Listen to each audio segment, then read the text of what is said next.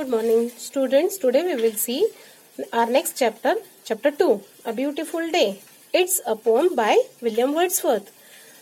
See, in this poem, poet has explained about a beautiful day. इस poem में poet William Wordsworth ने एक beautiful दिन का वर्णन किया है. कैसा beautiful day है देखो. The cock is crowing. The stream is flowing, the small birds twitter, the lake doth glitter, the green field slips in the sun. See here, we can see in the picture, this cock, this cock is crowing. मुर्गा बाग दे रहा है and the stream is flowing. We can see the stream here and it's flowing, ये बह रहा है. And small birds twitter. See here we can see these small birds. The small birds are twittering. ची ची कर रहे हैं. The small birds twitter. उनकी जो आवाज है, उनकी जो लैंग्वेज होती है, उनकी जो मधुर स्वीट सॉन्ग होता है, उसे ट्विटरिंग कहते हैं. The lake doth glitter. यहाँ पे जो ये लेक दिख रहा है आप लोगों को, ये also it is also shining. ये भी शाइन कर रहा है, glittering, sparkling, shining brightly. The green field slips in the sun and we can see this is the green field. हरा भरा है सब जगह. Slips in the sun. sun में यहाँ sun भी है और green field भी है. The oldest and youngest are at work with the strongest. The cattle are grazing, their heads never raising. There are 40 feeding like one.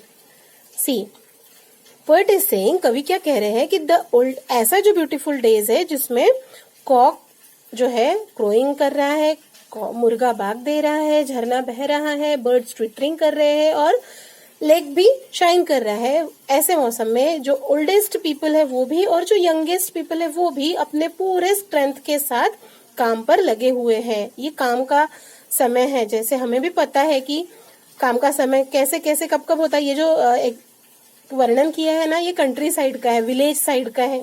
ठीक है. The cattle are grazing. Cattle means जो हमारे सारे काऊ, buffalo, aux, ये सब grazing. वो graze means चारा खाने के लिए, जो घास फूस है उसको खाने के लिए जब वो जाते हैं उसे कहते हैं grazing. Their heads never raising. वो खाने में इतने मग्न हैं कि वो अपने सर भी ऊपर नहीं उठा रहे हैं. There are 40 feeding like one. और अगर हम उन्हें ऊपर से देखें तो ऐसे लग रहा है, भले ही वो 40 है लेकिन ऐसे लग रहा है कि बिल्कुल एक ही है और वो एक होके सब लोग एक जैसा नीचे सिर करके अपने ग्रेजिंग में मग्न हैं. Like an army defeated, the snow hath retreated, and now doth fare ill on the top of the bare hill. Like an army defeated, जैसे अगर कोई आर्मी हार जाती है तो वो जैसे जिस मूड से वापस जाती है उस मूड से अब स्नो भी वापस जा रहा है. And now doth fair ill. अब वो सिर्फ और सिर्फ कहाँ पर है? On the top of the bare hill. जो माउंटेन है उसके बस टॉप पर ही आपको स्नो दिखेगा, बाकी जो पूरा स्नो है वो भी अब जा चुका है. जैसे कि कोई डिफीटेड आर्मी वापस जाती है वैसे ही वो स्नो मीन्स आइस, बर्फ, वो वापस जा चुका है. The plough boy is whooping anon anon. और जो प्लाउ बॉय है जो खेत में प्लाउ करता है वो अब जोर जोर से चिल्ला रहा है एनॉन एनॉन. Because he was in a happy mood and that's why he is crying, he is whooping anon, anon. There's a joy in the mountains, there's life in the fountains. Small clouds are sailing, blue sky prevailing, the rain is over and gone. वहां पे अब mountain पर भी ऐसे लग रहा है joy he Joy है. फाउंटेन में जीवन है, क्योंकि अभी तक क्या था? बर्फ था वहां पे, आइस था, स्नो था, तो फाउंटेन में जान ही नहीं थी. Small clouds are sailing. अब आसमान में भी छोटे छोटे बादल घूम रहे हैं.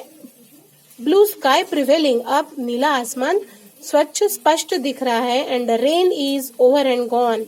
और अब बारिश हो चुकी है और अब वो चली गई है. जो वहां स्नोफॉल होता है जो फॉरेन कंट्रीज है, ये जो राइटर है फॉरेन कंट्रीज से है और इसीलिए वहां के एक डे का ये वर्णन हमारे सामने है, अ ब्यूटीफुल डे